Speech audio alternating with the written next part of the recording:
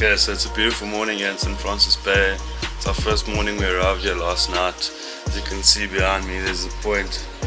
It's quite windy today, sort of a strong southwesterly, but we're gonna head around Shark Point on the shelter side and hopefully find some bonito. But first we're gonna head to the restaurant Nevermind at the lighthouse by Seal Point and have a bit of breakfast and maybe have a throw for a yellowtail. But yeah, we'll see how we go. So I hope you guys enjoy this one. I think it's going to be a lot of fun. We'll see you then.